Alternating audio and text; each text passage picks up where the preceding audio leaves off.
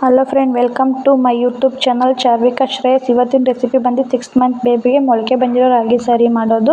ಅದು ಹೇಗಪ್ಪ ಮಾಡೋದು ಅಂದರೆ, ಒಂದು ಪಾತ್ರೆ ಇಟ್ಕೊಂಡು ಅದಕ್ಕೆ ಸ್ವಲ್ಪ ನೀರು ಹಾಕೊಂಡು ನೋಡಿ ಈ ಥರ ಕುದಿಯೋಕೆ ಇಟ್ಕೊಂಡಿದ್ದೀನಿ. ಇನ್ನೊಂದು ಕಡೆ 1-2 ಸ್ಪೂನು ರಾಗಿ ಹಿಟ್ಟು ಹಾಕೊಂಡು ಸ್ವಲ್ಪ ನೀರು ಹಾಕೊಂಡು ನೋಡಿ ಈ ಥರ ಚೆನ್ನಾಗಿ ಕಲಸಿಟ್ಕೊತಾ ಇದ್ದೀನಿ. ಗಂಟು ಇರಬಾರ್ದು, ಆ ಥರ ಕಲಸಿಟ್ಕೊಳ್ಳಿ.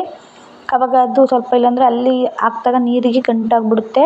ನೋಡಿ ಈ ಥರ ಚೆನ್ನಾಗಿ ಗಂಟು ಇಲ್ಲದೆ ಥರ ಮಿಕ್ಸ್ ಮಾಡಿ ಇಟ್ಕೊಳ್ಳಿ.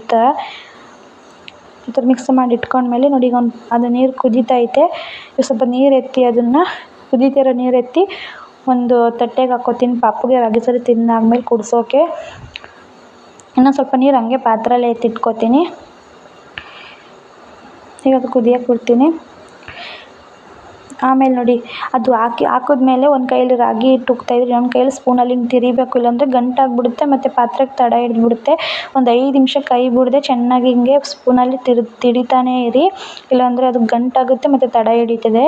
ಫ್ರೆಂಡ್, ಇದು ಹೆಂಗಪ್ಪ ಮಾಡ್ಕೊಳ್ಳೋದಂದರೆ, ರಾಗಿನ ಒಂದು 3-4 ಸಲ ಚೆನ್ನಾಗಿ ತೊಳೆದ್ಬಿಟ್ಟು ಒಂದು ಕಾಟನ್ ಬಟ್ಟೆಯಲ್ಲಿ ಕಟ್ಟಿ ಇಟ್ಕೊಂಡು ಮೊಳಕೆ ಬರ್ಸ್ಕೊಂಡು ಆಮೇಲೆ ತೊಗೊಂಡೋಗಿ ಬಿಸಿಲಲ್ಲಿ ಚೆನ್ನಾಗಿ ಒಣಗಿಸ್ಕೊಂಡು ಒಂದು ಬಾಣಲಿ ಇಟ್ಕೊಂಡು ಅದನ್ನು ಚೆನ್ನಾಗಿ ಹುರ್ಕೊಂಡು ಮಿಕ್ಸಿಲಿ ಪುಡಿ ಮಾಡ್ಕೊಂಡು ಕಾಟನ್ ಬಟ್ಟೆಯಲ್ಲಿ ಚೆನ್ನಾಗಿ ತಿರುಗ್ಬಿಟ್ಟು ಎತ್ತಿ ಒಂದು ಇದರಲ್ಲಿ ಬಾಕ್ಸಲ್ಲಿ ಸ್ಟೋರ್ ಮಾಡಿ ಇಟ್ಕೊಳ್ಳಿ. ಆಮೇಲೆ ನೋಡಿ ಚೆನ್ನಾಗಿ ಕುದ್ದೈತೆ, ಅದನ್ನು ಸ್ವಲ್ಪ ಬೇಯಬೇಕು, ತಡ ಬಿಡ್ತೈತೆ. ನಾವು ಫಸ್ಟು ಕೊಡ್ತಾಯಿದ್ದೀವಿ ಅಂದರೆ ನೋಡಿ ಈ ಥರ ರಾಗಿ ಸಾರಿನೇ ಕೊಡಬೇಕು ಪಾಪುಗೆ. ಫಸ್ಟೇ ಡೈರೆಕ್ಟಾಗಿ ಡ್ರೈ ಫುಡ್ಡು ಕಾಳುಗಳೆಲ್ಲ ಕೊಟ್ಬಿಟ್ರೆ ಪಾಪುಗೆ ಅದು ಹೊಟ್ಟೆ ನೋವು ಬಂದುಬಿಡುತ್ತೆ, ಅಡ್ಜಸ್ಟ್ ಆಗುತ್ತಿಲ್ಲೋ ಗೊತ್ತಾಗಲ್ಲ. ಅದರಿಂದ ನಾವು ಮೊಳಕೆ ಕಟ್ಟಿರೋ ರಾಗಿ ಕೊಟ್ಟರೆ ಪಾಪುದು ತೂಕನೂ ಹೆಚ್ಚುತ್ತೆ. ನೋಡಿ, ಒಂದು ಬೌಲ್ಗೆ ಹಾಕೊಂಡಿದ್ದೆ ರಾಗಿ ಸಾರಿ ಎತ್ತಿ, ಅದಕ್ಕೊಂದು ಸ್ವಲ್ಪ ಚಿಕ್ಕ ಸ್ಪೂನಲ್ಲಿ 1 ಸ್ಪೂನಷ್ಟು ತುಪ್ಪ ಹಾಕ್ಕೊತಾ ಇದ್ದೀನಿ. ತುಪ್ಪ ಹಾಕೀಗ ಚೆನ್ನಾಗಿ ಅದನ್ನು ತಿರುಗಿಸ್ಕೊತೀನಿ, ಆರಿಸ್ಕೊತೀನಿ ಜೊತೇಲಿ.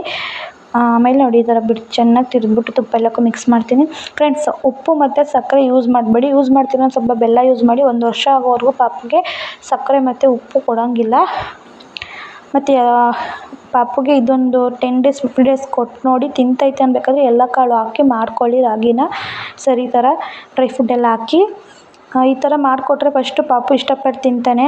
ಅದಕ್ಕಷ್ಟೇ, ಯಾಕಂದರೆ ಇದು ಪಾಪು ತೂಕನೂ ಹೆಚ್ಚುತ್ತೆ ಮತ್ತು ಮೂಳೆಗಳ ಬೆಳವಣಿಗೆನೂ ಚೆನ್ನಾಗಿರುತ್ತೆ.